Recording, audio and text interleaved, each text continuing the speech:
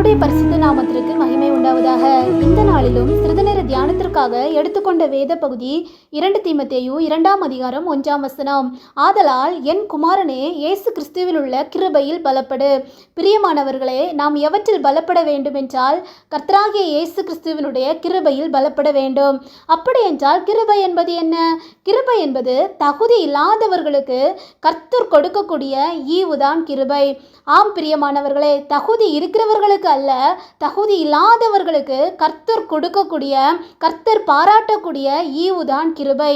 ஆம் பிரியமானவர்களே, இந்த கிருபையில் தான் நாம் பலப்பட வேண்டும்.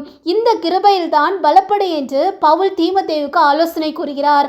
இந்த கிருபை நமக்கு வர வேண்டும் என்றால், அல்லது நம்மில் பெருக வேண்டும் என்றால், நாம் செய்ய வேண்டிய ஒரு மிக முக்கியமான காரியம் என்னவென்றால் கர்த்தரை ஸ்தோத்தரிக்க வேண்டும். வசனம் சொல்கிறது, ஸ்தோத்திரங்களினால் கிருபை பெருகும். ஆம் பிரியமானவர்களே, ஸ்தோத்திரங்களினால் கிருபை பெருகும்.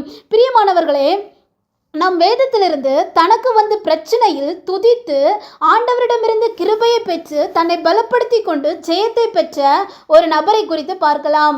2 நாளாகமும் 20ஆம் அதிகாரம் 1 முதல் 25 வரை உள்ள வசனங்களில் நாம் பார்க்கும்போது அங்கு யோசபாத் என்கிற ராஜாவை குறித்து சொல்லப்பட்டிருக்கிறது. இந்த யோசபாத் ராஜாவுக்கு விரோதமாக அவருடைய தேசத்தை அழிக்கும்படியாக, அவருடைய சுதந்திரத்தை கொள்ளையிடும்படியாக அம்மோன் புத்திரரும் மோவா புத்திரரும் இன்னும் சில மனுஷர்கள் சேர்ந்து கொண்டு யோசபாத்துக்கு விரோதமாக வருகிறார்கள். யோசபாத்துக்கு என்ன செய்வதென்றே தெரியவில்லை. யோசபாத்துக்கு வருகிற மனுஷர்களை எதிர்த்து நிற்பதற்கு, போராடுவதற்கு இந்த யோசபாத்துக்கு அவ்வளவு பெரிய பலமோ, அவ்வளவு பெரிய ஆள் பலமோ, படைபலமோ இல்லை. இந்த யோசபாத்துக்கு என்ன செய்வதென்றே தெரியவில்லை. அப்பொழுது திகைத்து பயந்து நின்ற அந்த யோசபாத்தை பார்த்து கர்த்தர் சொன்னார், பயப்படாமலும் கலங்காமலும் இருங்கள், இந்த யுத்தம் உங்களுடையதல்ல, கர்த்தருடையது என்று. யோசபாத் என்ன செய்தான் தெரியுமா பிரியமானவர்களே? 2 நாளாகமும் 20ஆம் அதிகாரம் 21, 22ஆம் வசனம் இவ்வாறாக சொல்கிறது, பின்பு அவன் ஜனத்தோட ஆலோசனை பண்ணி பரிசுத்தமுள்ள மகத்துவத்தை துதிக்கவும் ஆயுதம் அணிந்தவர்களுக்கு முன்னாக நடந்து போய் கர்த்தரை துதியுங்கள், அவர் கிருபை என்றும் உள்ளதென்று கர்த்தரை பாடவும் பாடகரை நிறுத்தினான். அவர்கள் பாடி துதி செய்ய தொடங்கின போது யூதாவுக்கு விரோதமாய் பதவி இருந்த அம்மோன் புத்திரரையும் மோவாபியரையும் சேயீர் மலை தேசத்தாரையும் ஒருவருக்கு விரோதமாய் ஒருவரை கர்த்தர் எழும்ப பண்ணினதினால் அவர்கள் வெட்டுண்டு விழுந்தார்கள் என்று சொல்லப்பட்டிருக்கிறது. பிரியமானவர்களே, பார்த்தீர்களா? கர்த்தர் நமக்காக யுத்தம் செய்கிறவராயிருக்கிறார். நாம் துதிக்கும் போது கர்த்தர் நமக்காக பெரிய காரியங்களை செய்கிறவராயிருக்கிறார்.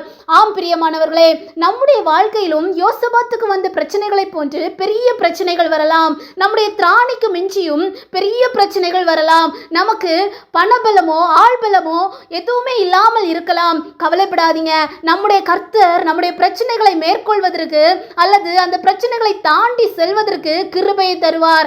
நாம் செய்ய வேண்டிய ஒரு காரியம் என்னவென்றால், யோசபாத்தை போல் கர்த்தரை ஸ்தோத்தரித்து துதிக்க வேண்டும். துதித்து கர்த்தரிடத்திலிருந்து அவருடைய கிருபையை பெற்று பலப்பட வேண்டும்.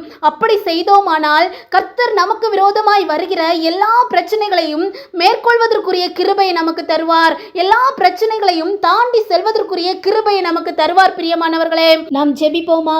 எங்களை அதிகமாய் நேசித்து வழிநடத்துகிற எங்கள் அன்பின் நல்ல ஆண்டவரே, இந்த நாளிலும் எப்படி இந்த பிரச்சனைகளை மேற்கொள்வேன், எப்படி இந்த பிரச்சனைகளை தாண்டி செல்வேன் என்று திகைத்து கலங்கி நிற்கிற ஒவ்வொரு பேருக்கும் நீர் உதவி செய்வீராக. ஒவ்வொரு பேரும் உம்மை துதித்து உம்முடைய கிருபையில் பலப்பட்டு அந்த பிரச்சனைகளை மேற்கொள்வதற்கு உதவி செய்வீராக என்று ஜெபிக்கிறோம் ஆண்டவரே. கர்த்தாவே, நீர் அனுக்கிரகம் பண்ணுவீராக, நீர் உதவி செய்வீராக. நீர் அப்படியே செய்கிறதற்காய் நன்றி. இயேசுவின் நாமத்தில் ஜெபிக்கிறேன் எங்கள் நல்ல பிதாவே, ஆமென். கர்த்தர் தாம் இந்த வார்த்தையின்படி உங்களை ஆசீர்வதிப்பாராக.